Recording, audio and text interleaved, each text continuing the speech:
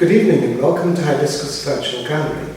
This evening we're very pleased to present Remembering Broadwater Farm, a retrospective featuring the work of Mr. Bernette Hall, who I'm very pleased to welcome here at Hibiscus Virtual Gallery. Welcome, Bernette.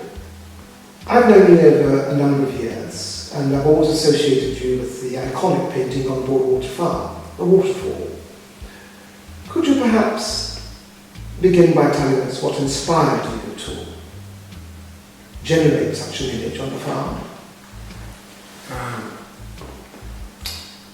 Brother, you see, I remember one day Mrs. Dolly asked us that can we do a mural to grind up that particular block? Because when you're coming onto the farm, that's the entrance you see, because they've got two main entrances, William Road entrance and Gloucester Road entrance. When you come into Gloucester Road, if you're coming up Gloucester Road from Philip Lane, you can see half of it. And then you come up, and then when you come to the right, you see the full, the W4 comes onto it that way. You see the farm? I remember the farm as a youth. We used to go over the wreck, and the farm, we used to have more around there, it's far out. Over there, there's the river, also is running through.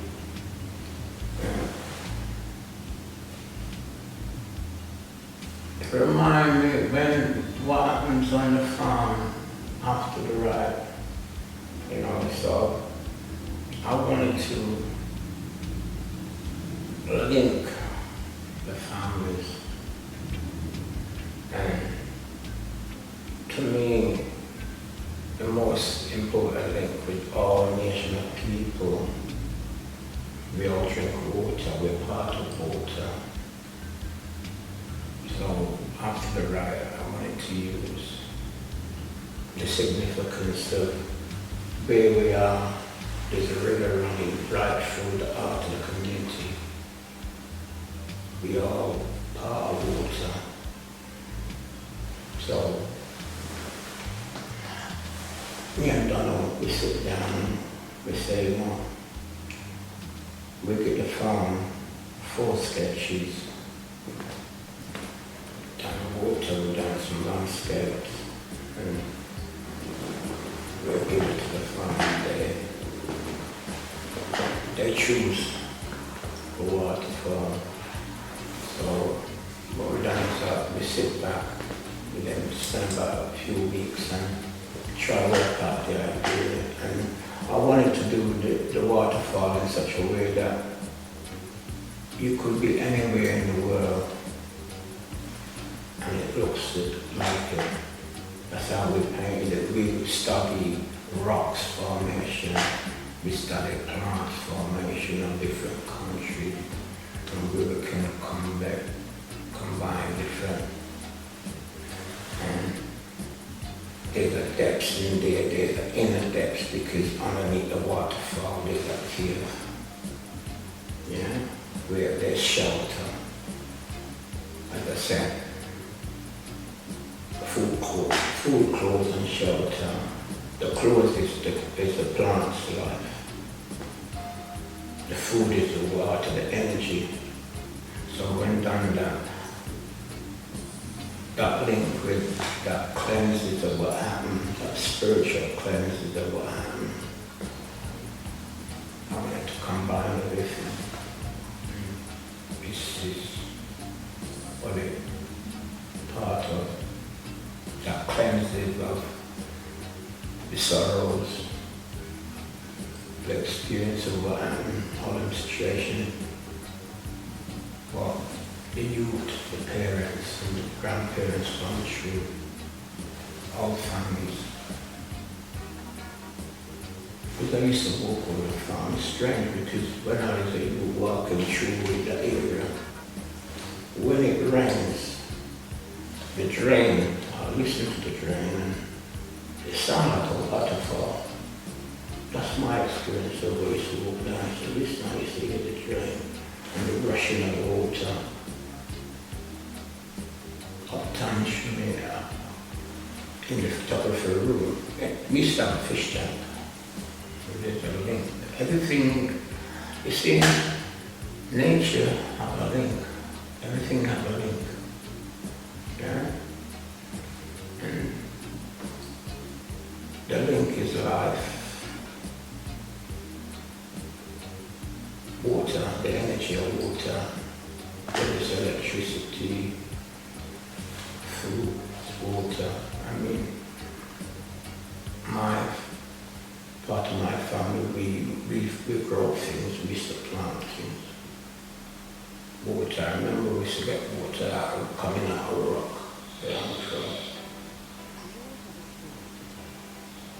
Life is that energy of I want to use that. And what saves it more is that it's a waterfall. Timothy, thanks for deconstructing that mural, which is certainly an image that is now known globally. You also, that's not the only work that you have that reflects the experiences of Broadwater Farm. I believe there's other work, Boiling Point in particular. Yeah, there's an next picture of Boiling Point. It's a link between families. You've got families experiencing Brixton, with Cynthia Gross, and you've got families in Tottenham, Cynthia Jarrett. Two families that community based. Yeah? The experience of what happens. Boiling Point is. Well, perhaps you need to say a bit more because some of our audience don't necessarily have any knowledge of the detail of the Tottenham riots and what caused them. After all, it was 36 years ago, it was a generation and more ago. I think it's the incident with Mrs. Cynthia Gross in Brixton. Yes, what was that about? The raid police. There's incident with the police. What happened? I think she got shot. She was shot by the police? Yeah. Mm-hmm. Mrs. Jarrett, the raid, Mrs. Jarrett. Who? Oh man, she died through that raid. Mm-hmm. There's a link with the families, that were families, and the experience of a community and police. I mean, that link is not just with families, but it's a link that extends right across the community, wouldn't you say?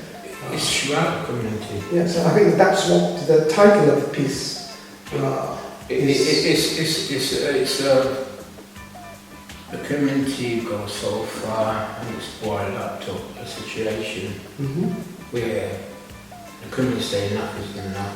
Yes, and they're saying essentially they had enough of police brutality. It used to be basically the disrespect that link between the community and the police. It come to attention because there's ways of policing and there's ways not to. And I think sometimes some of the people who comes in and policing, it's not from they don't understand that and don't know who to be able to talk to. But there's a more fundamental issue. Is there not? I mean, one of the issues that was very much highlighted during that period was the extent to which the police was festooned with racist officers. This is what I'm talking about. Coming from a different area and don't know how to deal with them and disrespect. I think you don't have enough. I mean, this is the whole period of stop and search, It's around the same time as stop and search. How you approach them, how you approach person. If you approach them with respect, you don't respect. If you diss them, they're gonna diss you. And this is what happens. And you find that you watch on a farm and you get unnecessary aggravation and more than once. What, from the police? Yeah, the way they stop you. The way they police the farm? The way they do it. And was it harassment? Yeah, it's harassment. It's you don't have so much about it. Okay. You don't have enough, and then the link with what happened to Mrs. Jarrett, what happened to Cynthia. It's the community had enough.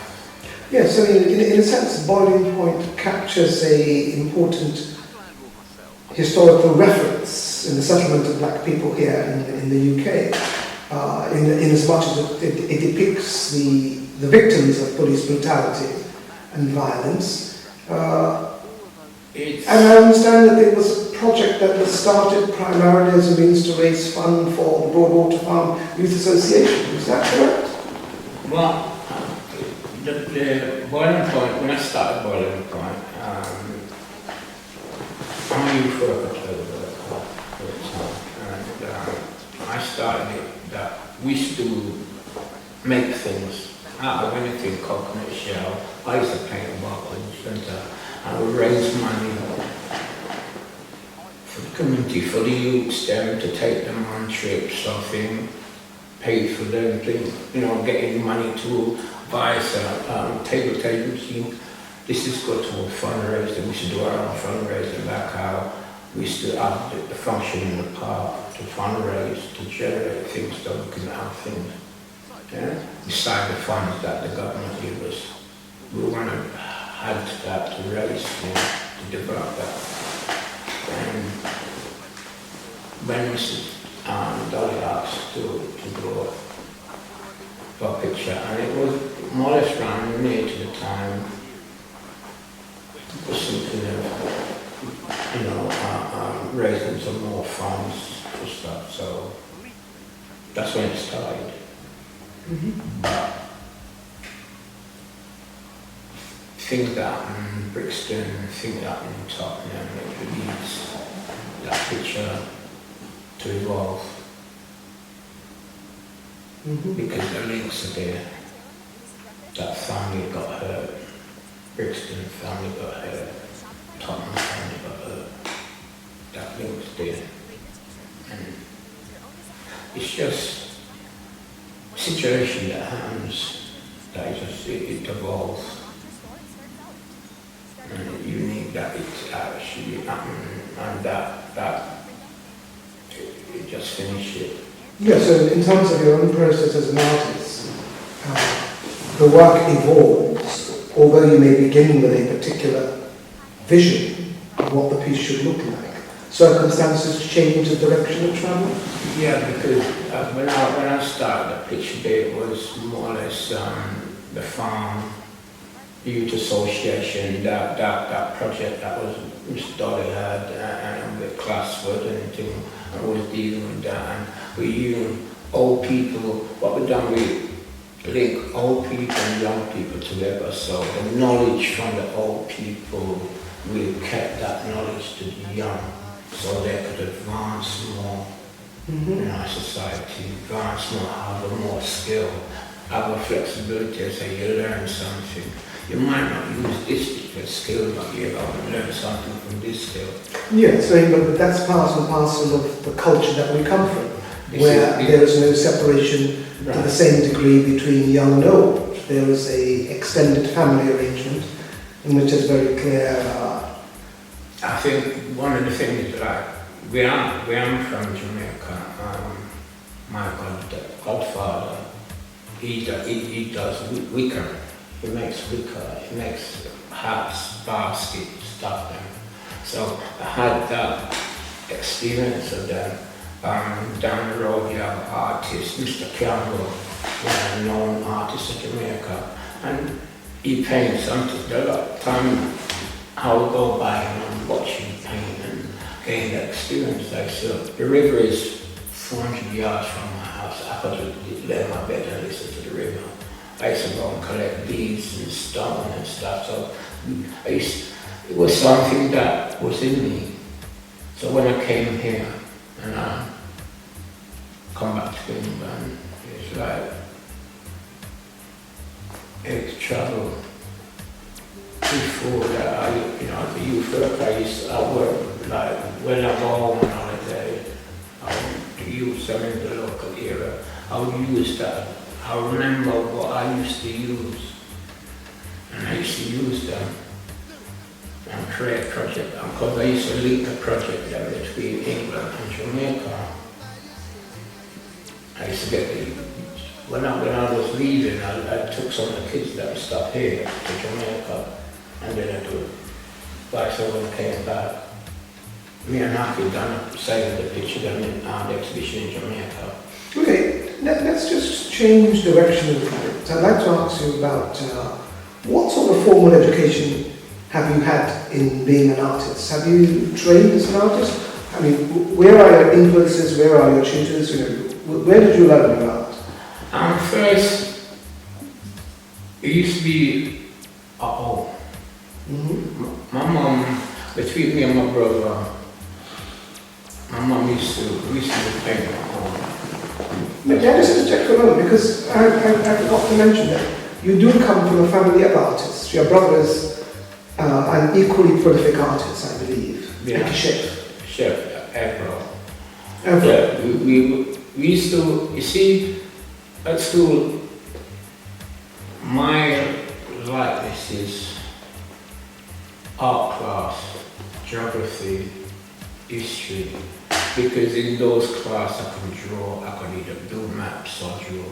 So those are the classes I used to love. So instead of go break, I would stay.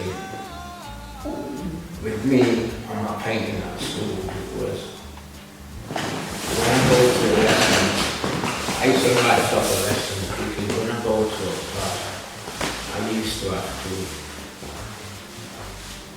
start a picture and finish it before I leave. It's got to be on the wall before I leave. Okay. So I don't take breaks. And my art teacher was very, I was close to him. He used to show me techniques and how to do different things, how to do clouds and mist and, so it motivated me.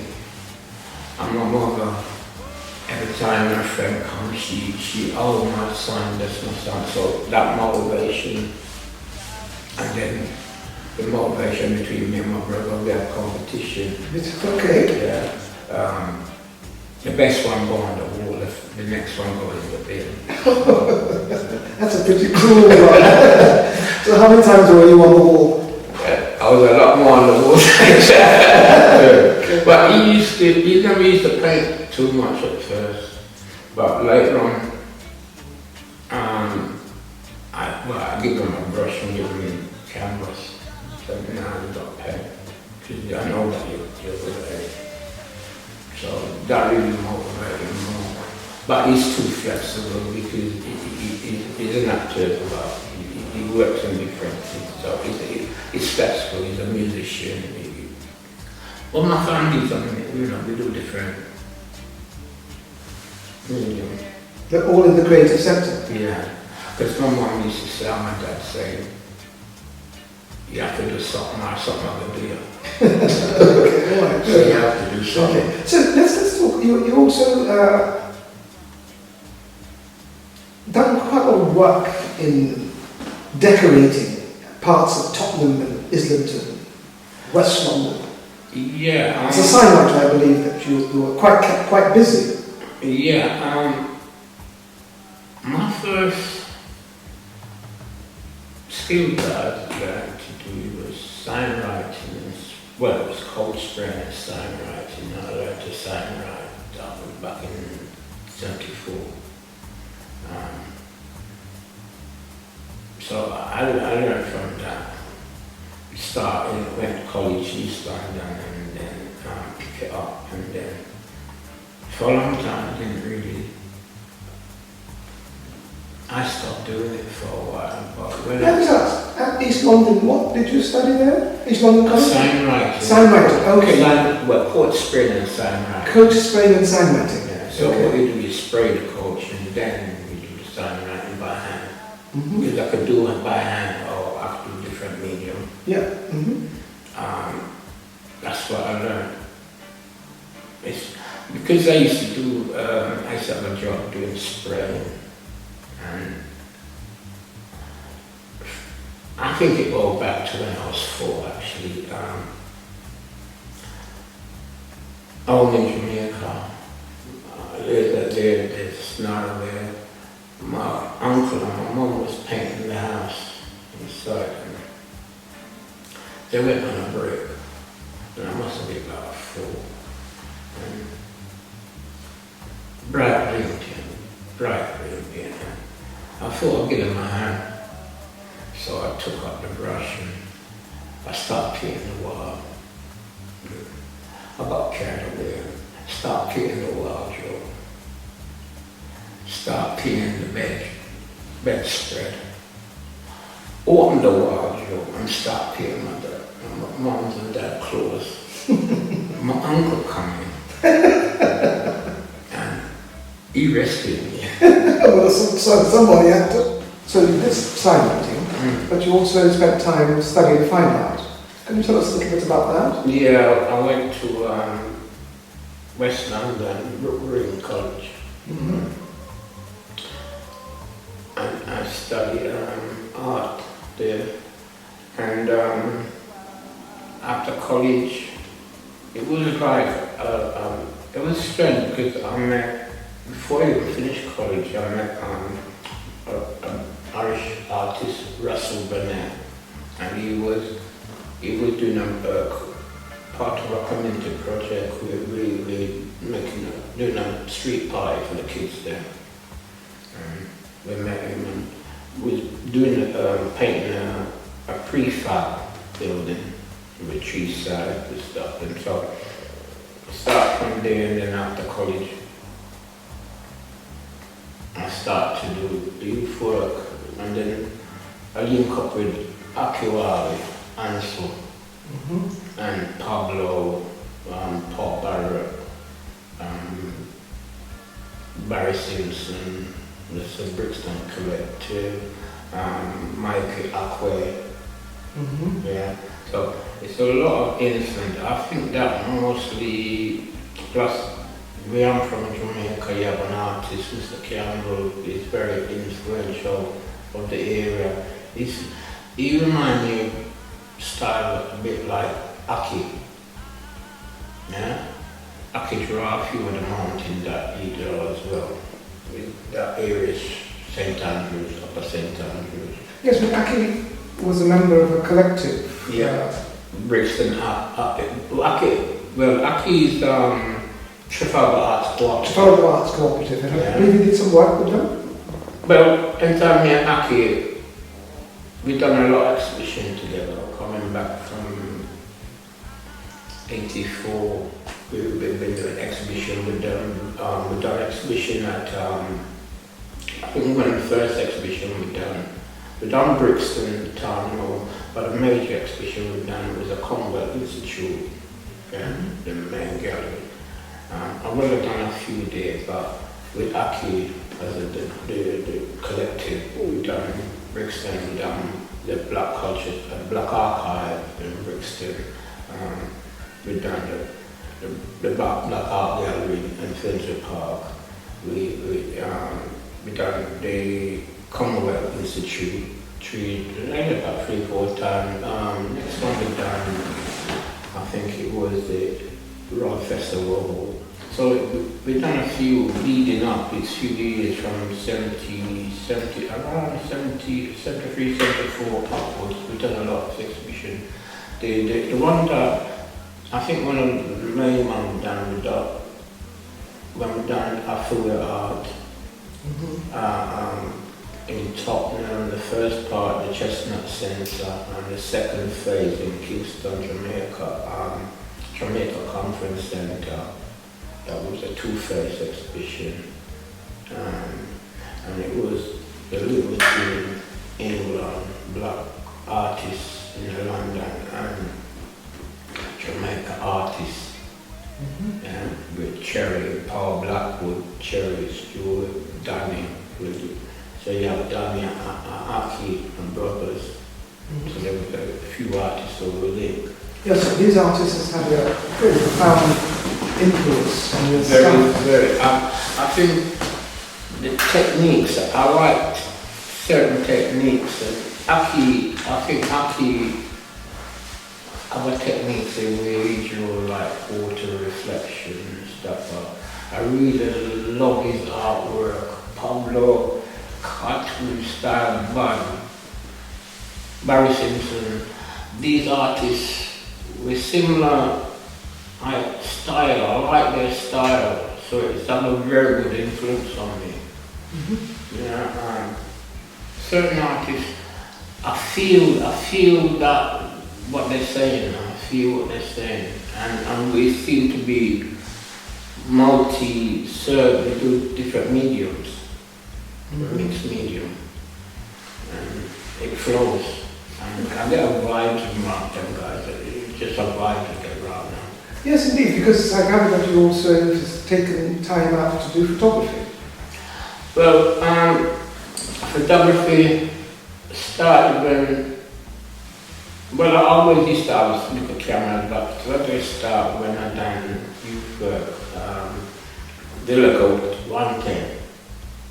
And because I started to paint, I wanted to capture that. Could you explain what 110 is for our viewers? They won't probably know it. 110 is a box camera. Yes. Where the cartridge in there, you take a picture and you send it off and then break up the print and develop it and fill it back.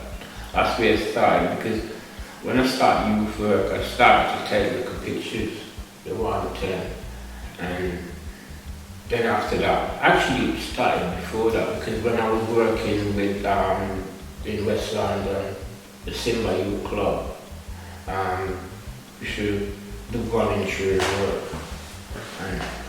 And then I went to do the teenage project at St. Stephen's Avenue, like after club to teach the kids them from school. We're there, we do, I'll teach them how some craft using all different mediums. Anything that they got, whether they have a party last night, their parents, they bring the bottle, and I'll paint the bottle, I'll make it into ashtray, or I'll make it into vase, or something. I'll use like, their parents are cook, because we use coconut. So I would take coconut shell and make it into badges or cups, or, I use different medium. And how did that link with photography? Because I was interested to know that you started with a 110, but then you moved beyond that. Yeah, because when I start working, I buy about 4 cameras, and then I start. Because I do a project with the kids then. I like to keep a project, image of the project. Like when we done when Princess Diana was coming, I do a project with kids then, and it takes, some of them making noodle boards, some of them making painting bottles, and we use one of the project, the kids have choose which one we're going to do, and we took the bottle and give it to Princess Diana on behalf of her, because she worked with kids, and I work with kids. So on behalf of the kids, I have towards the kids that she's got. So I give her painted bottle. This image, Bernie, is quite different from your other work. And in fact, I think it's the only piece of work in which you appear to be fairly relaxed and at ease, and there isn't the kind of intensity we associate with your other work. What's this about? I mean, it's quite different. Yeah, that is music, the rhythm of life, the rhythm, the art beats, Everything, your blood flowing right through your system, the music, everything is music.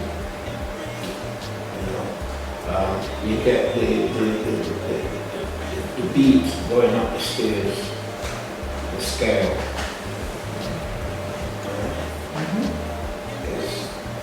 The vibration of the sounds in your stomach coming up like a footprint. You've got the horns of the instrument, it is like, because that is really, there's part of it which you got a sax.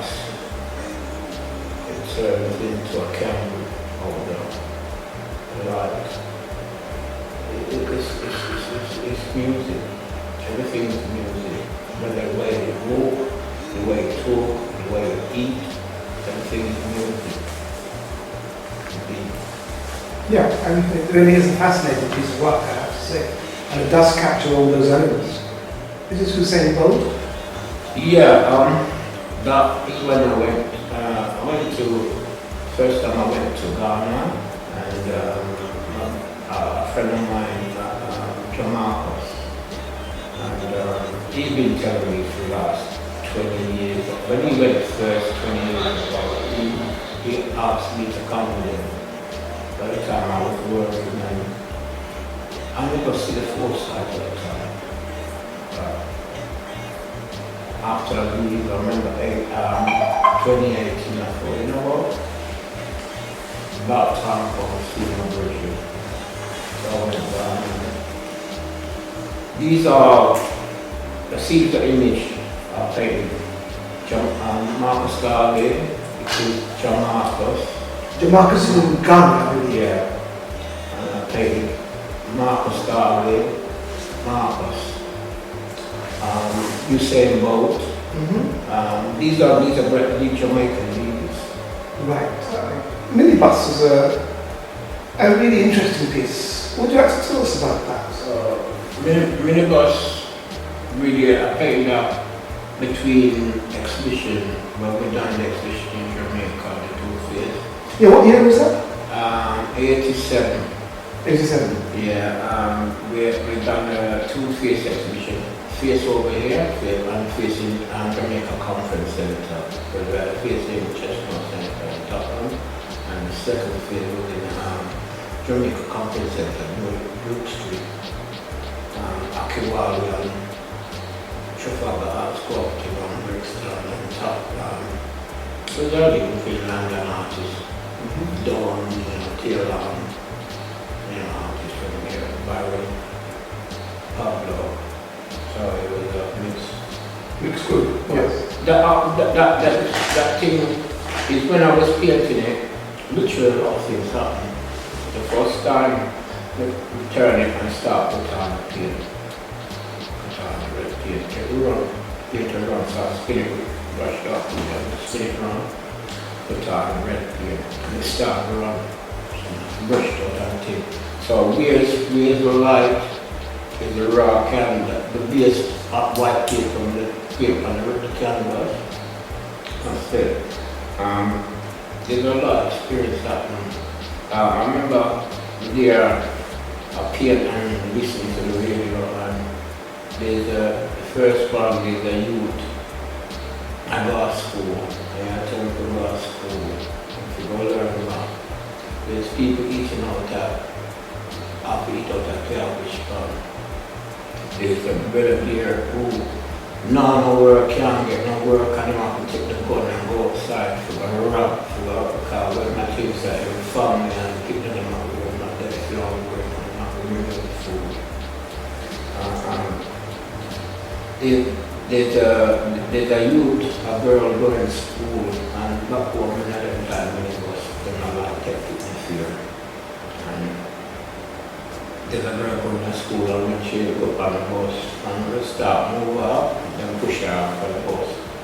And she drop, and the bus run over her. And there's the next one with a youth man up. But it almost is sitting. It's like within the days leading up in that week, this thing happening. is a youth man of our school, and I didn't step up on the bus and I push him back up. And then drop and chip up and thing. And it's strange because the minibus is a minibus going from Kingston to Spanish Town. And the way we drive the picture, one of the wheel is a half a wheel. And I see a way that side of the van, I see a way the minibus has got pack like way some pack thing. And Spanish Town, and it crashed because the same wheel bus and crashed and look up. And at the time, there's a lot of things because it's better than insurance, and I hope that people get mashed up. So it's like things are happening. There's a series of pictures that I paint for that exhibition. So the next one I paint the vase. And every time I take the paint and touch a vase, my light bulb start flashes because it's like there's a storm, my light will come from the line post up the street. It's like every time I touch it, it's like a light flash. So there's a series within that period of time, that week that I was there for the exhibition. There's a lot of things happening in that picture. That was one of the these. And the exhibition came up, we had the exhibition at 3 months. At the Wall and it was a good exhibition. Gemini is an interesting piece of work. Would you like to tell us about that? Yeah, Gemini is when my next met actually, she had a daughter and her stepson, her son-in-law, wanted to me to do a painting. So, but it's basically it's a union between male and female. It's the union, the one is between male and female. And I've done that picture twice. One without the elements of the significance of the male, the planetary system, how we link between the planets and the Earth, and everything evolved at the same time with the union.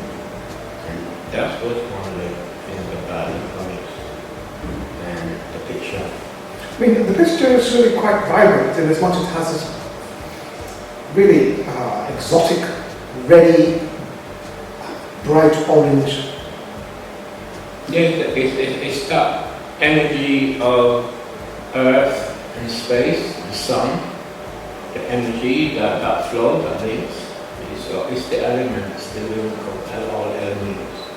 That's why I use sun and life, the water, everything linked. So in a sense, this is a piece of work that really is a throwback to the tradition of the artists, where they have a commission to generate this piece of work to meet the requirements of their clients. Yeah, because them days there, unemployment, money wasn't. I had to survive. I just got my flat and money was scarce, so I had to make a few things for living, to survive, Ludo was the next thing that I do a lot of Ludo boards at that time. So perhaps you could move straight into the Ludo boards, because that's also quite an exotic phase of your work. Yeah. Ludo boards. Tell us about Ludo boards. I started Ludo board back in the early 70s. I just got my flat and just moved. I was just split up from my family. I got a flat and I didn't have nothing, not no pan, no pot, nothing, and not to survive. I was paying Ludo board 4 at a time to dry it, because I didn't use oil paint. I had to put it on in front of heater, in front of the heater, and dry it. I said Ludo board wet. So you're selling Ludo boards left, right, and centre? I had to survive, and Ludo board is the only survival that I survived now. Yeah, but these are Ludo boards with a difference. I mean, they contain elements of your block. Yeah, because what I do, I just don't do any Ludo board. I can do ruler board specialized for you, or ruler board with different elements. I'll do like animal, fruits, birds, like human being, It depends. The image, I use different image. And if you like you want a ruler board and you want a specific image, then I'll do that. I'll paint, sometimes I paint the person in the ruler board, so it's yours, it's one away. I never used to paint ruler board more than 3 times, similar image 3 times, because I change them so often. So ruler boards were quite a popular item for you as an artist. I make a mistake. When I was a youth worker, working in the Movement Fit Company, Philippine branch, we used to run a ground. Remember bringing a ruler board down there, making a table, because we had a table, make a table out of ruler board. Bad mistake. We haven't stopped making ruler board. I'm trained ruler board there. We just regular clear. Ruler board clear over, so everybody get on board. It's the best thing because I was broke. Okay. Alright. So ruler boards are quite a savior. Yeah, you're a savior, man. Okay. Right, let's move on to remix. Let's go move on to your illustrations. This is a piece of work that you did with Ziggy. It's a writer friend of mine. Ziggy's Moon, I believe, is the piece. It's your illustrated piece of work. It's a friend of mine, Judy Small. She's from region of Salt Lake, Holland. And she wanted me to do an illustration for a book called Ziggy's Moon. Ziggy is their son name. It's their son really, based on my son.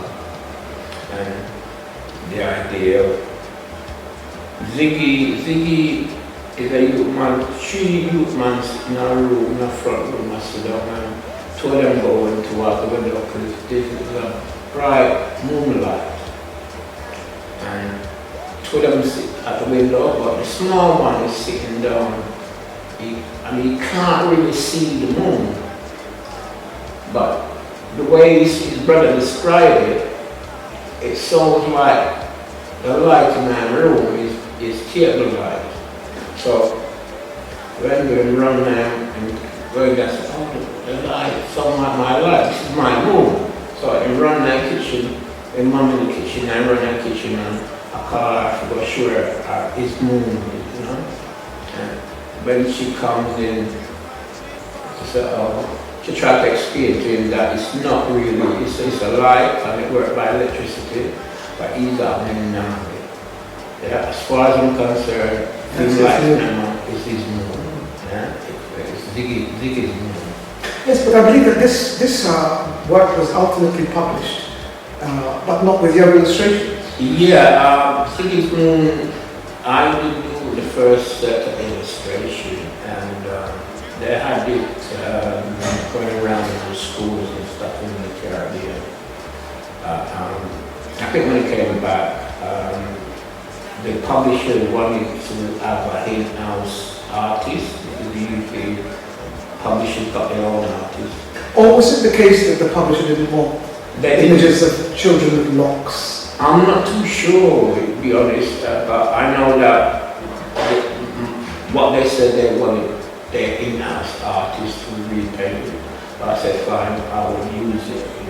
Or perhaps we could now encourage them to put out another edition with the original illustrations. It'd be great. Wouldn't it be good? Yeah, because it will live back the original writer from Judy and the image of that. Portraiture is also something that you've turned your hand to. Yeah. Would you like to tell us a little bit about that? Yeah, it's... this image, for example. As a friend of mine, Diana, I do a lot of portraits. This is watercolor. I use acrylic.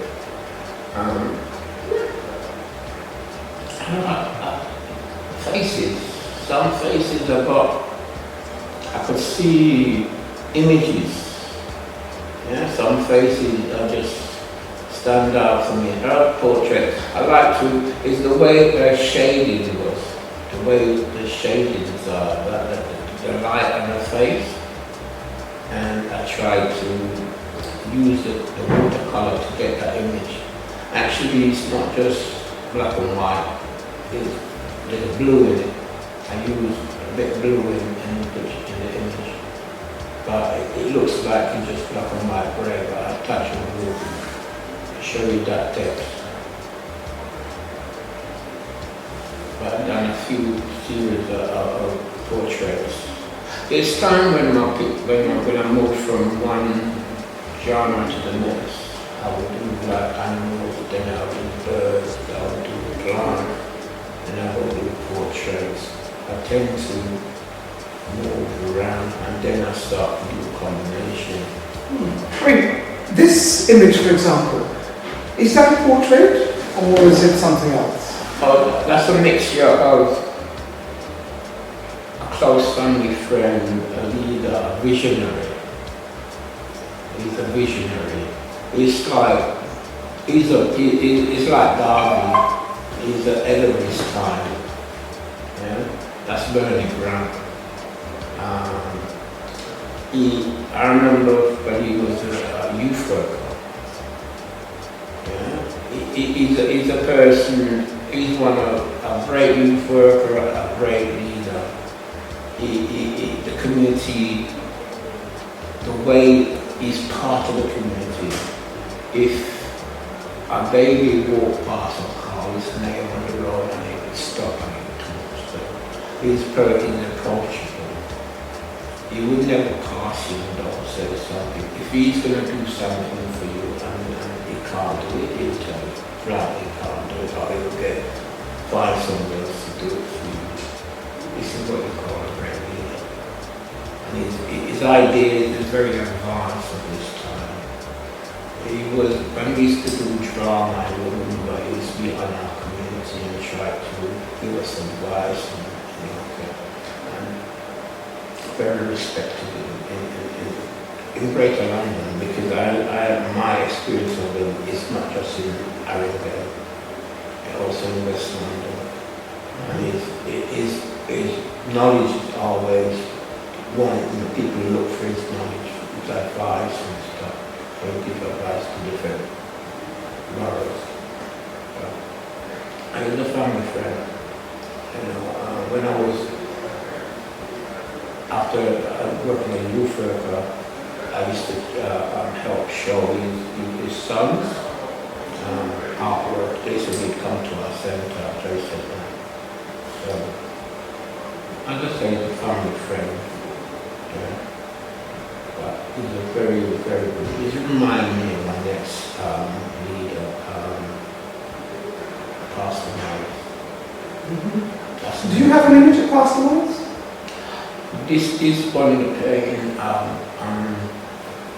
in the process of doing, because I've got images of him, and he reminded me, he's somebody who let me go to college. That's when I first learned to do sign writing. He influenced me to go to college and sign writing. He's Irish. My sister, Aitol, very good sister, a talented sister. And she traveled up and down the country. She's talented. I used to buy, she used to make a knitting. And fast, talented, but the best maker I know. She makes them, and the type of wood she used, good quality wood. I searched around. When she come, I bought quite a few of her, and she's not on in the country no more. I can't get a decent time. I can't. She's been doing everywhere, up and down, everywhere she up and down. Work hard. But the image, what it is, I saw a silhouette of her, energy, silhouette of Earth, but also there's a picture of her image standing in the planet. Here? And within her, and within her is Ethiopia, where she's from. She's at Ethiopia, It's a part of Ethiopia where it meets Kenya, the lake. There's a lake reserve, a bird reserve. That's in her.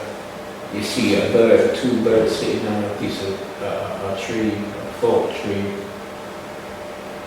Yes, you do. Energy. Male, female. So energy there. I see. So it's a picture within a picture. And it was supposed to be a silhouette bird, and then there's supposed to have like the whales and animal whales that are coming out from the sea. But I didn't finish that section there, but I said this is the context that was. It's unfinished. The eye, the third eye, the inner eye, the God eye, the inner eye. Basically, what that says that children of the Most High will fight wars and get captured. But they will be triumphant in the end. So now, but you go through many battles. They're only down for a period of time, but eventually you'll be successful in all venture. And it's like the spirit, your ancestor is guiding you. And that looking after you. Okay, fine. And finally, we have this really quite exotic sunset.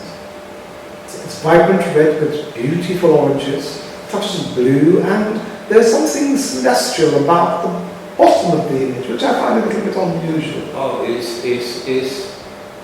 the Caribbean, the voices of the people, and the thing at the bottom there, you've got that people them eating at. Because this part of my brother's restaurant is like people, food, our lifestyle, and also the energy. If you see, I like the planets, the energy. So I can't separate the earth from space. And I combine both. Because without the water there, the moon moves the water. And it moves the water also in your body. So I can't separate. I see, so they are brought together in unison. In unison. Okay, that's great, Ryan. Thank you so much for being our guest this afternoon.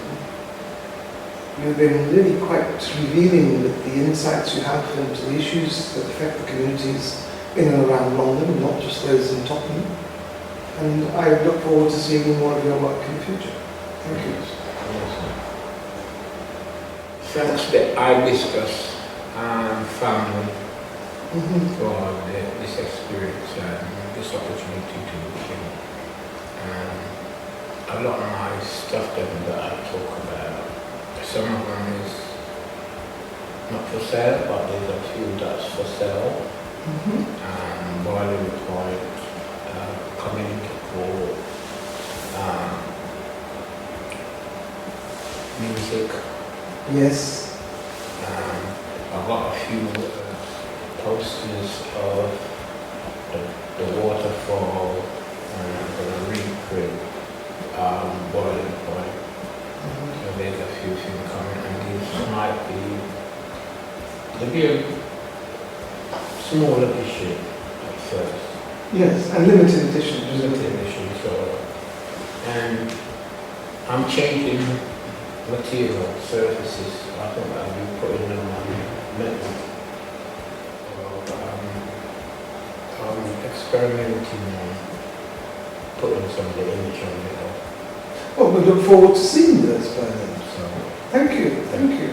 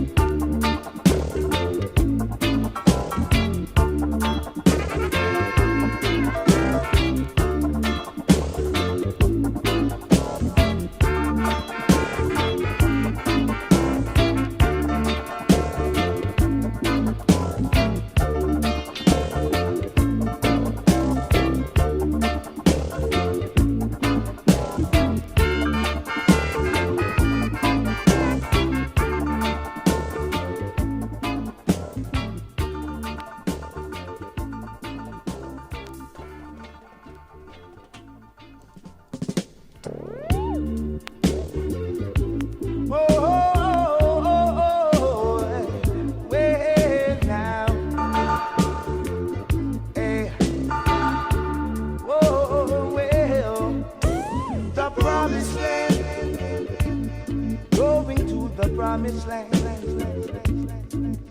Yes, the promised land, oh gosh now, to the promised land. Yeah.